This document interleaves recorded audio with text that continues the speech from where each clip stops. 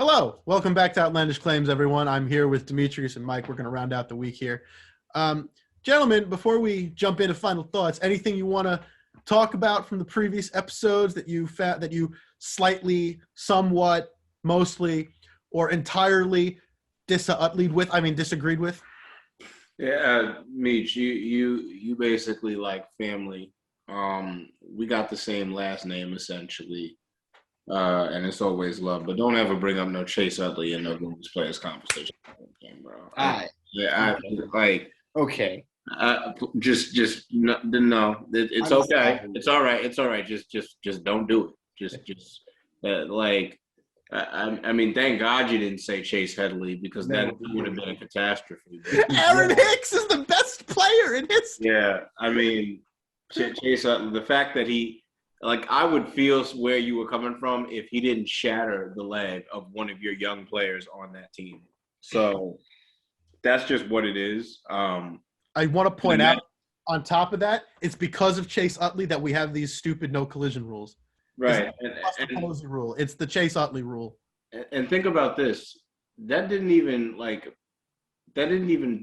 serve as an effective strategy because the Dodgers still lost that series. But otherwise, I'm not mad at anything that you said. I love the names that were mentioned, and I definitely hear if you're not going to go with Babe Ruth, you have to go with Lou Gehrig. It's like you have to have one of them in your all-time top 3 or 5. So kudos to you on that. I love the Satchel Paige reference. And I love how both of you brought up Ichiro and Ken Griffey because I feel like with time, a lot of people forget about how great these guys actually were because the Mariners have been nothing short of an atrocity since the early 2000s. So yeah, that covers it for me. He took care of the Utley thing. Yeah, same. Just 4 words for Mike. God save the Yankees. Touche. Shout out to the Yankees who are currently winning 2-1 in the 8th. Shout out to Oakland going for 13 in a row. They're up 4-1 in the 3rd. And Tampa tied the game, preventing Brent Honeywell from taking his first loss. Yay. Good for Tampa.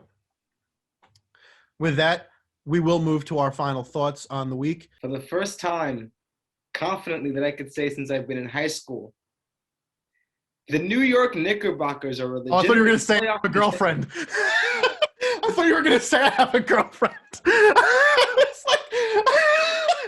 I was so prepared. I was so prepared for the. Wow. Wow. Son tried to say I have no game. Okay, wow. No, I'm quoting your Facebook, in which you say that all the time. Hey, man. Oh, my God, though. That was really funny. I love you. Keep going. Thank you. Anyway, putting the hat back on. Ruined my hair. Anyway. Yes. For the first time in quite a while, the New York Knickerbockers are a legitimate playoff contender after our 9 straight victories. Granted, yeah, we beat the Raptors, who aren't looking too good, but who cares? It's 9 straight wins. You know when the last time we had 9 straight wins was? When we had Carmelo. Julius Randle, without a doubt, has to be the most improved player of the year. That's the outlandish claim. Julius Randle wins most improved player. That's it. All it took was a global pandemic and Julius Randle going insane for the Knicks to be good. You're right, though, Demetrius. New York is going insane. You've got the Knicks going to the playoffs. You've got the Islanders ready to go to the playoffs. You got the Rangers. Oh no, you don't. You have the Nets. No, that's Brooklyn. No, we do not have the Nets. That's Brooklyn. Brooklyn. No. That's Brooklyn. Mm-mm. And they came from Jersey. Get him out of here. We got the Giant. Oh no, we don't. We got the Jet. Oh no. But you know what? The only real New York team in the football bowl, you got Buffalo. You got Buffalo ready to make it through. And then to top it all off, in baseball, you got the Yankees. Oh no. Oh. But then you got the Mets. Oh no, they lost 7-1 today.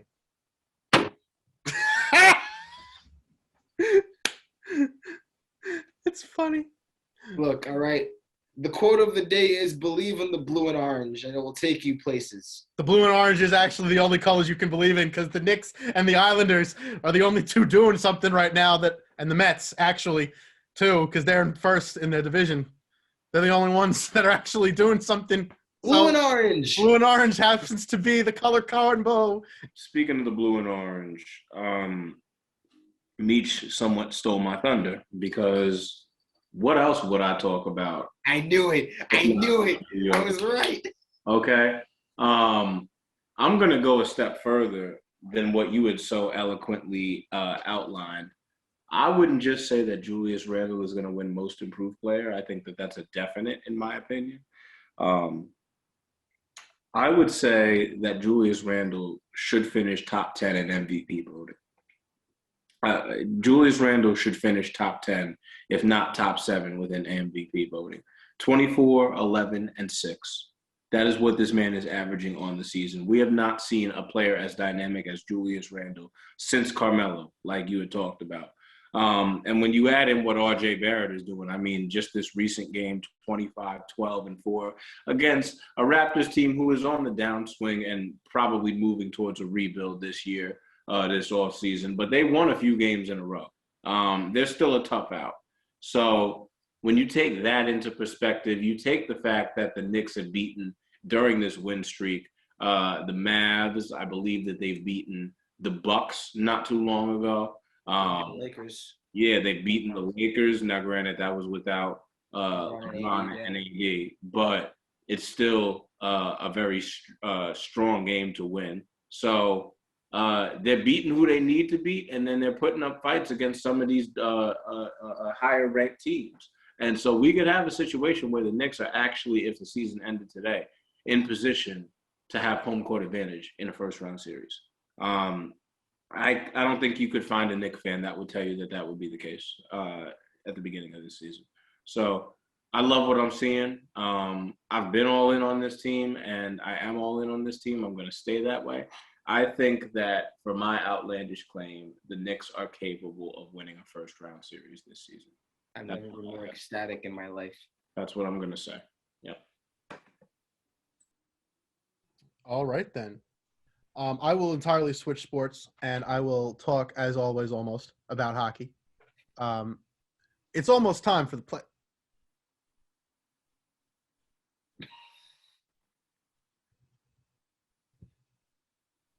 Mike, good buddy. Just happened. No, I'm good. Oh, it just like you disconnect. It's completely disconnected. Oh yeah, no, I thought I heard something drop, so I went to go check it. Okay, all good. All good. The moment Adam mentioned the hockey, he was gone. Yeah. Should I be insulted? Sorry. Bad. It was just really funny timing. It is almost time for hockey playoffs, ladies and gentlemen. There are single-digit games left for basically every single team in the NHL, and this is where things stand. I don't really care what people say about the East and the Penguins and the Capitals and the Islanders and the Bruins. Good for them. I don't care. The National Hockey League's Central Division is the toughest division anybody's going to have to deal with, and here's why. With 6 games left, after tonight there's going to be 5 games left for Carolina, and 3 games left for the Panthers. They are only separated by 1 game. Tampa Bay, 1 point behind Florida, but they have an extra game to play compared to Carolina. So who knows what's going to happen? Pittsburgh to Boston, 4 teams separated by 5 points. That sounds crazy, but then you realize they are in the same division as the Sabres, the Devils, the Rangers, and the Flyers, all of whom suck. Mm-hmm. The Bruins are just lucky that 4 of the teams are worse than them. True. The Islanders are collapsing.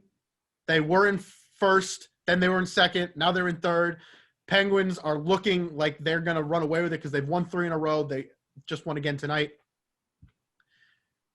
There's nobody competing with the Maple Leafs in the North.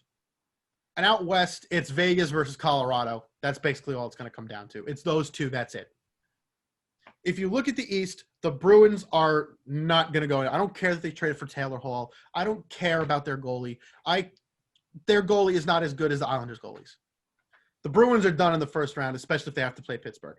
The Capitals are in second somehow, but they're not going anywhere because they just gutted themselves in a trade. It's the Penguins versus the Islanders. That's all that's going to come down to. The Bruins and the Capitals are done. The Central. Let me jump back to the North real quick.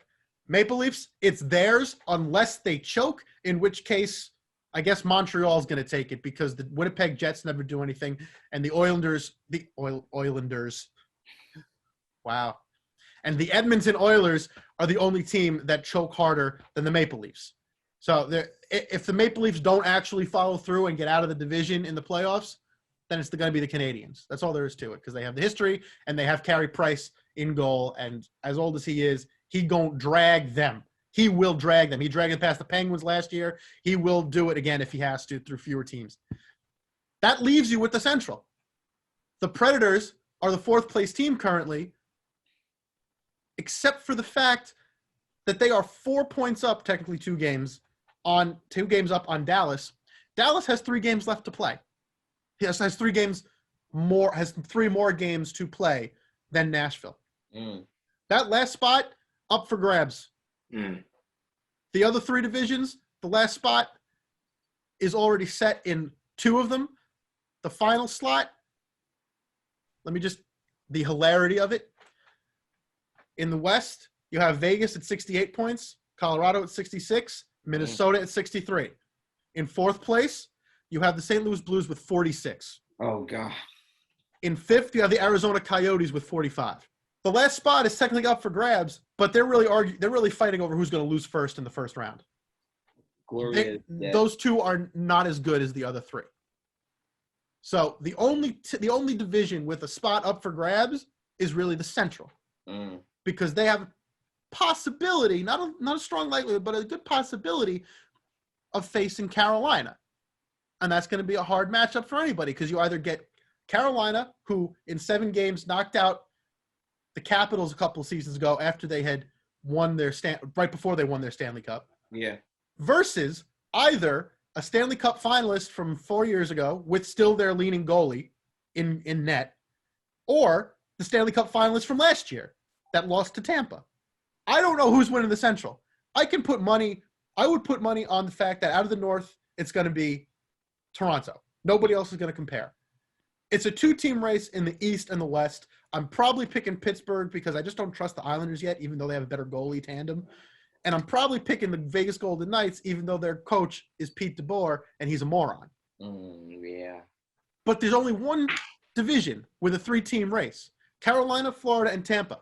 And they are going to beat the hell out of each other. I can't wait to watch this. I can't wait to watch the NHL. And let me tell you right now, if you are just getting into hockey because ESPN made that deal, this is a great season to get in on it. I, for one, will be watching. Yes, Mike Edwards. I'm getting Mike Edwards into hockey. I can't wait to watch Toronto blow it again. I go to a predominantly black school. I've had conversations with people, with fellow students who told me, you watch hockey? Hockey isn't a tough sport. Hockey isn't a tough sport. You mean to tell me that you can watch another sport where they're allowed to fight and all the punishment they get is to sit for 2 Who the hell is going to say to you with a straight face that hockey isn't a tough sport? Fellow black students at Medgar Evers College who are only basketball fans. Basketball is nothing compared to hockey. I don't know. I would love to watch LeBron James try to play hockey. I'm sorry. I would love to honestly watch Sidney Crosby try to dunk a basketball, if I'm being honest. I'd love to see that happen. It wouldn't. But I'd love to see – what I'd really love to see is I'd love to watch – You know who'd be really good at hockey? DeMarcus Cousins. I would love to watch John Carlson and LeBron James get in a fight. LeBron would be dead. Zdeno Chara, come on out, buddy. Jesus. LeBron would be dead. Carried off when he had a cramp. You'd be carried off on a stretcher after dealing with Chara. Yeah. Chara's a big dude. Oh, my God. But seriously, Mike, I'm so glad I'm getting you into hockey. This is like my proudest achievement. I hope I can get into basketball to reciprocate. We just got to go to franchise in Tampa. That's all. That will do it for us this week. Thank you very much for watching. Mike and Dem, thank you very much for being here. I appreciate your effort and energy as always. Good to have you here. Good to be here. We'll see you next week. Thanks for watching.